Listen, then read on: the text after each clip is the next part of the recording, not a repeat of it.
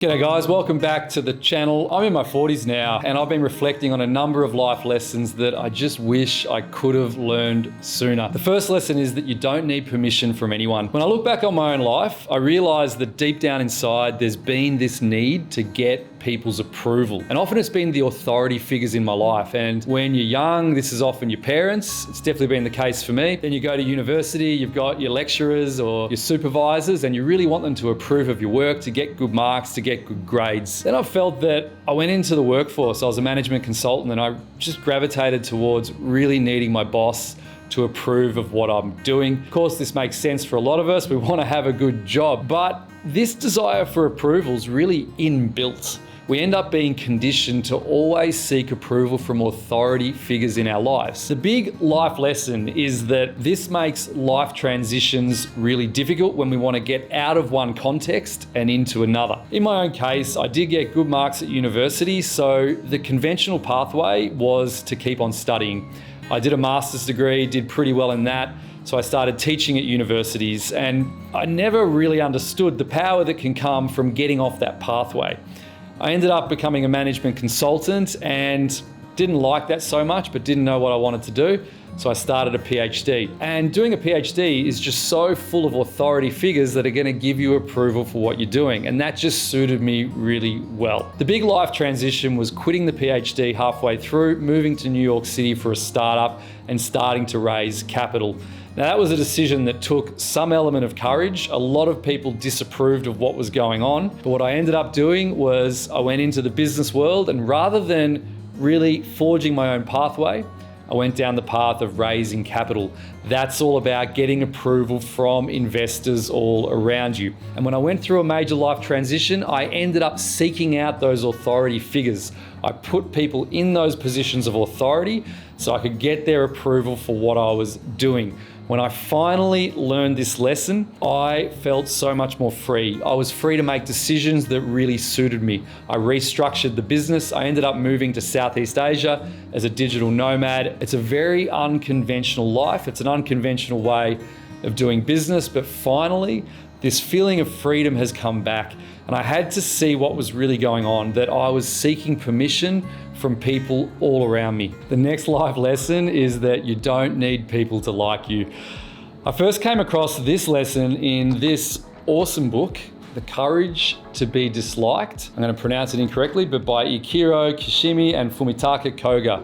Groundbreaking self-development book where they explain that in this world we're conditioned to care about the expectations of others, and we end up conforming in the way we live our life to get other people's approval. So it closely follows from the first lesson. What we need to learn is that often our own true desires, our own authentic way of living life can be very different from how people want us to live our lives, how people want us to behave. When we can finally develop the courage to be disliked, we can be much more honest with ourselves about what we really want, what direction we really want to go. We can get much better at setting boundaries with others. We can really learn to stand up for ourselves. I ended up becoming a doormat to other people's needs. It happened in all these different contexts, whether it's from business and seeking out the approval of investors through to relationships. I know that early on, I was a little bit needy in relationships, and I'd end up finding someone that I really liked. And the problem was that I always needed that person to like me back. And as soon as that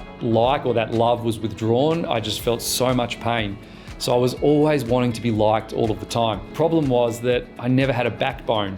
I was never able to stand up for myself. I was never able to express what I really wanted. When I finally learned to develop that courage to be disliked, I started to find myself.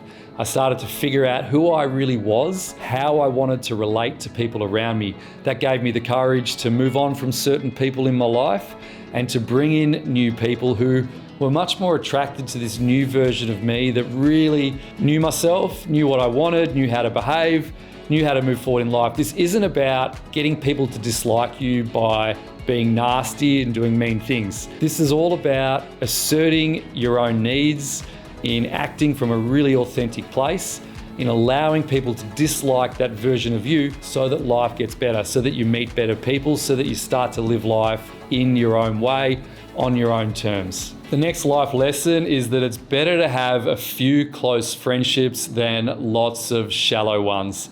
I've done a number of videos on this channel about the times in my life when I haven't had friends. The worst advice that I could give myself looking back would have been to go and socialize more, to go and chase those friendships. And that's often what I would do.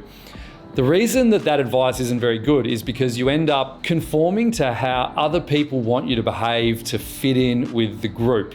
And that's what takes you away from an authentic way of living your life. Instead, during these times of not having friends, the best thing that I could do was to slow down, learn to spend more time with myself, understand what my values are, understand the way I really wanted to live my life, and then from that place, start to get involved in different things. It could be getting involved in certain community initiatives that's connected with the values. It could be shifting course and making a transition in life where a new career path is more aligned with who you really are deep down inside. When you've got the courage to make these decisions, to live life in your own way, to live life as a loner, you end up developing a certain kind of character that's much more resilient, much more able to be alone, but you end up attracting people into your life that are aligned with these values.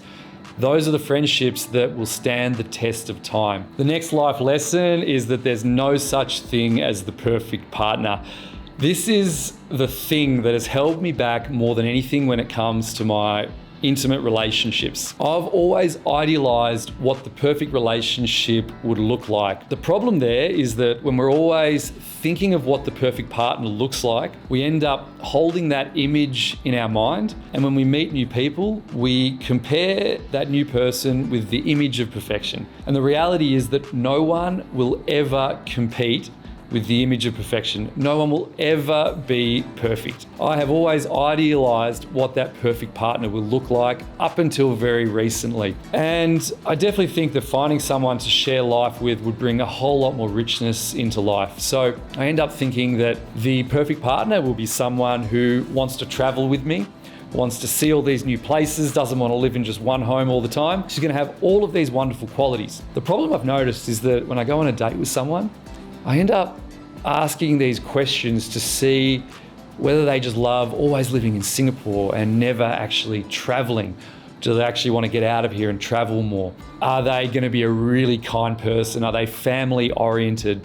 And I realized that I'm taking the completely wrong approach because this isn't how the best relationships work. And the thing that's stopping me from having these good relationships develop is that image of perfection. So I had to stop comparing these people to that image. I realize now that the best relationships happen step by step, where you're very open to your own life changing a little bit.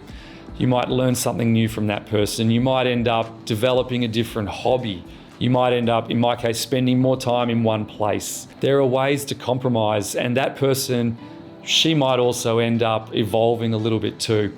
I think the best relationships are where we grow and evolve together. The fifth life lesson is that challenges in life are actually opportunities for growth. And this is a really hard lesson to learn because when we're going through a life challenge, we don't want to go through that life challenge. We want to get through it, get to the other side of it as quickly as possible. But I now realize, looking back, that my times of crisis have actually been incredible moments of opportunity. It's not just about the opportunity of where you get to, it's actually about being in the crisis itself and what you can learn about yourself, the resilience that you can develop, and also the new direction that life actually takes. In my case, there was one major life transition when I was living in Los Angeles, running the startup, which is an investor-funded startup. It was a sexy kind of startup, pretty popular, but the business was in a lot of trouble. It didn't have a sustainable business model in place. I ended up going to Southeast Asia to visit my younger brother, Lachlan. The business was in such a dire state that I decided to stay in Southeast Asia as a digital nomad, totally cut costs, and transform the business model of that startup. So it's still alive today. It's now a profitable company and doing a whole lot better thanks to this transition. I realized, looking back, that those were some of the happiest days of my life. I felt like my back was against the wall. I had to innovate heavily. I finally felt creative again. I was changing the conditions under which the business operated. it ended up really growing and evolving. Now, nothing's perfect, and who knows what would have been a better path. Now, I've been conditioned that when these life challenges come along, there's something to embrace. There's something to really go there and to think, what is this teaching me? What is the opportunity here? How can my life change in a positive way? How can I develop certain personal skills from what's going on? Now, there's going to be a lot of challenges that you just can't recover from, but we can still get meaning from the pathway that we end up on.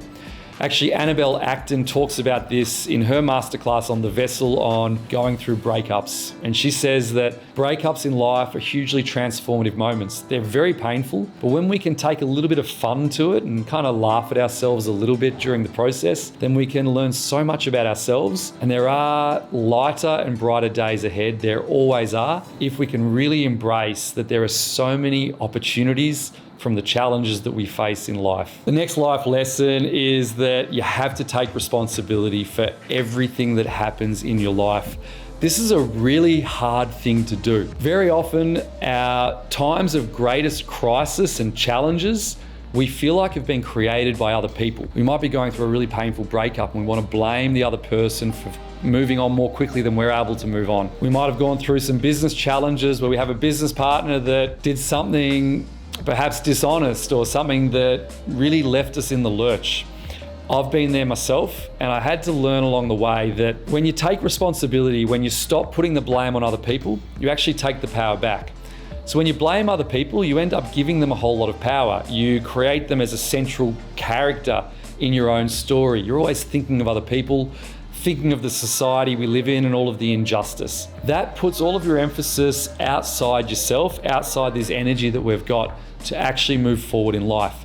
And this is the secret to turning those challenges in life into opportunities, is to focusing on the things that are within your control, the things where you can take a very small step forward, where you can develop that resilience within. I think that taking responsibility is one of the single most important and powerful things that you can ever do in your life. The seventh life lesson is that you can't chase happiness. Happiness is a byproduct of living a life of purpose, in understanding your values and living by them, in stopping seeking the superficial friendships and finding those close friends that will be with you for the test of time. Looking back, I realized that the times I've been going through huge challenges have been the times when I have been the happiest. It hasn't been from choosing the challenges, it's been from seeing that those challenges were shaping me as a person and were causing me to learn and to grow. Then you get all of these kind of brief moments of happiness that just emerge spontaneously. I think when we try to chase happiness so much, we actually end up becoming a bit of a victim to society's standards of what a happy life should really look like. We get all of this messaging out there that we need to buy something new to be happy, that we need to have some sort of experience, instead committing to living a life of purpose and fulfillment, to understanding our values, to having the courage to be disliked, to living life on our own terms. That is a rich life. That is a wonderful life. That is a life where I can guarantee you, when you commit to these things, happiness will emerge, but it will emerge spontaneously at key moments along the journey, precisely because you're not aiming to be happy. That's at least what I've experienced in my own life. I actually did another video recently on the trap of chasing happiness. I was walking around the streets of Singapore showing you my local neighborhood. So if these life principles that I've just shared with you resonate, then I think you may want to check out that video on why you shouldn't chase happiness.